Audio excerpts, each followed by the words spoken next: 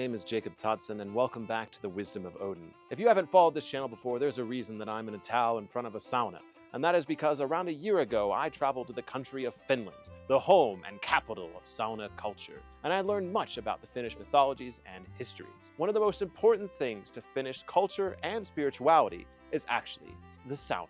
And the reason I want to talk about the sauna today is because, well, I have access to one. This is very rare. In the United States, it's very hard to actually find a sauna. The sauna culture isn't really big here. But I think this video is going to be very important because what the sauna signifies is culture and heritage. Many people get into spirituality today thinking they're connecting to these big gods such as Odin or Thor, Vainamoinen, and all these other beings, and they're looking for these big religious experiences. But the things that survive Christianity, the things that survive time, are small cultural experiences that have such weight and heart at their core.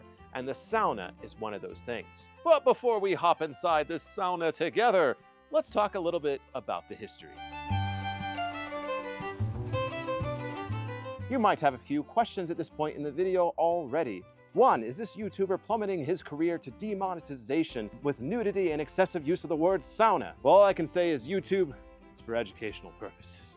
The second question you might be asking is why is he saying sauna as sauna? And the reason I'm saying sauna as sauna is because this is the correct pronunciation, because the term sauna comes from Finland.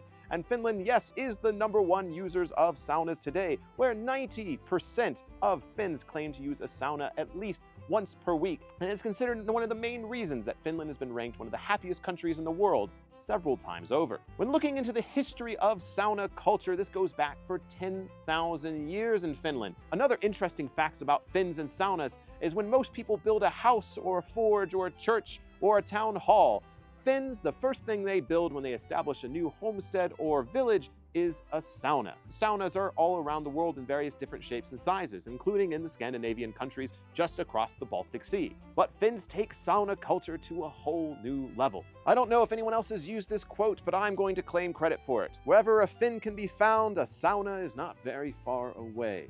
Another interesting fact for you before we hop into the sauna together is one of the reasons that saunas are so prominent in Finland still today is the excessive amount of wood that is available in Finland. It's one of their most bountiful resources. Seriously, if you've ever been to Finland, it is all trees. I kid you not. It's all trees. Now with that boring history stuff out of the way, let's go ahead and talk about traditions and spirituality around sauna culture.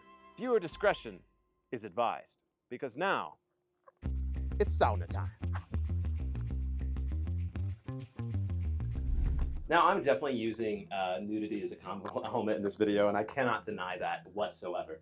But it's impossible not to do in a video talking about saunas, especially considering my experience with them in my travels abroad. And there is an important conversation around this. So as part of traditional sauna culture in Finland, mostly when you are in single-gendered saunas, it's very common for most people to be naked. And even in some mixed saunas, but not so common in public saunas. And it is completely optional. If you do not wish to go completely in the nude, when it comes to sauna culture in Finland today or anywhere around the world, there's no shame in it and no one's gonna shame you into it. I do have like a slight mentioning here because of my travels abroad is nudity is so stigmatized in the United States. Sauna culture is not sexual in any way. It's been sexualized.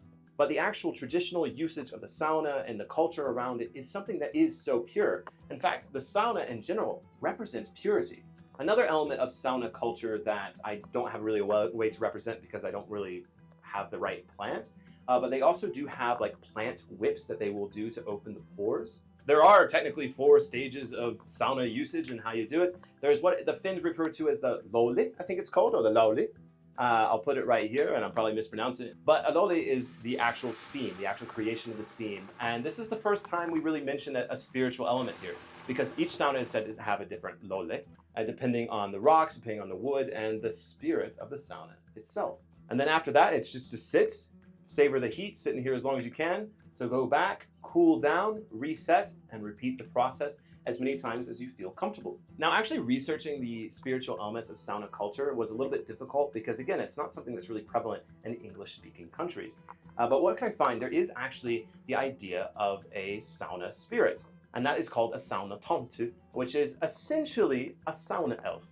And there's a few different depictions of these online. In the more contemporary look, they look a little bit more like gnomes. And so somewhere in a Finnish sauna, you'll find a little gnome somewhere on the wall or somewhere on the ground. And then I've seen some that are like rocks with faces carved into them. And supposedly there are some that actually make noises as they heat up as well. And then traditionally you bring an offering with you for the sauna tante, and you leave like a little bowl of water, and then in the winter time and Christmas time, you leave like a sweet snack as well. Which is really interesting. Again, as I research more and more of global cultures, particularly in Northern Europe, the more it pops up about these like small elves and how important they were to the people of the past. There is also some rituals that are performed within sauna. Again, these were kind of hard to find information on, but it seemed that when someone would walk in traditional sauna culture in Finland, as you would give like respects and offering and prayer to the sauna and what it does for you, and like kind of bow towards the sauna spirit and the sauna in general and respect it. You know, you wouldn't just walk in and go about your business. I think one of the coolest things for me when I was researching into this is the Finns really genuinely believe that the sauna is a place of birth and death. Babies are born traditionally in saunas in Finland because it was considered a very clean and pure place to bring a baby into the world. And then I couldn't find any examples of actual like death rituals, but it also seems that when people wanted to die or transition from life into death, they would come into a sauna as well.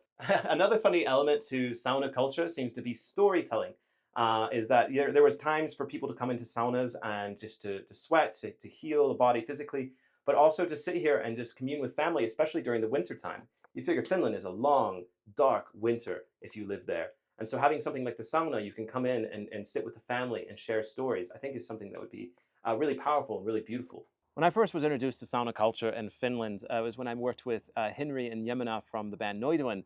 And it's very common in Finnish culture that most people end up having a sauna in their backyards. And so Henry and Jemina had one in their home. And it was one of the first things offered to me was to go into the sauna. And this is very common. It's just showing of hospitality. And I saw a few sayings that, you know, there's like Finnish customs that you have to keep the sauna warm when you have guests over, and it's very customary. And you can like refuse, of course, but it's very customary to do a sauna, one of the first things you do when you visit someone in Finland. What a bonding experience, especially when you do it in the nude, but something that makes that a lot easier. Beer. Drinking and eating, of course, just like much things in the northern world, are very big parts of sauna culture and culture in general.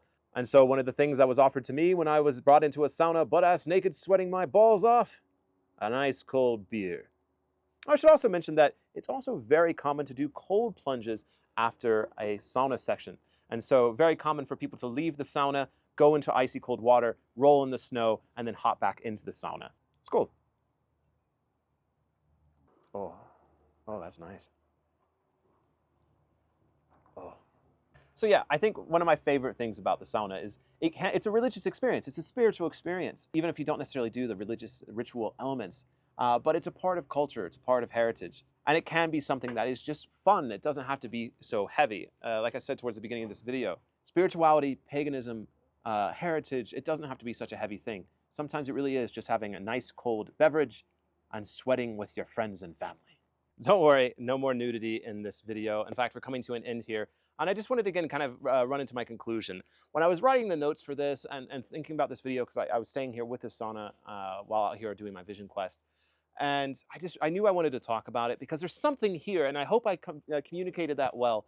I've been in modern spirituality, modern pagan movements now for 7 or 8 years. I've lost track, and I've ebbed and flowed myself. I've come into it super seriously. I'm definitely in this mode now where, you know, it's the little things in life that matter. And when looking back at the last year, I did all kinds of crazy things. I did shaman festivals. I learned from shamans. I've done ayahuasca. I've done the sweat lodges. You know, I've done the vision quest now. But when I think about my time in Finland, I think about the sauna. I don't think about Vainamoinen. I don't think about Helsinki. I think about the sauna. And it just resonates with me, the spirit and the culture that is contained within something like this. And I think my message to pagans for a very long time is we take ourselves a little too seriously. And I think the sauna really represents something that doesn't need to be taken too seriously. You're supposed to laugh, you're supposed to joke, you're supposed to have a beer, you're supposed to sweat and be ugly and naked next to your friends and family, and to be vulnerable with one another in a non-sexual way. And I think we need more of that in this world, is coming together in something like a sauna, with a good drink, with people we care for, and creating spirit and combining that with something like the spirit of a sauna. To me, that is religion. To me, that is community. To me, that is spirit. To me, that is the sauna tantse and the meaning behind it. So I hope I communicated that well. There's something to this, and I hope you feel it. So let me know, do you think I'm just a crazy dude that wanted to get naked on camera talking about saunas? Or do you think there's something actually here? I think there is. And so let me know down below, and I'll see you in the next video here at the Wisdom of Sauna.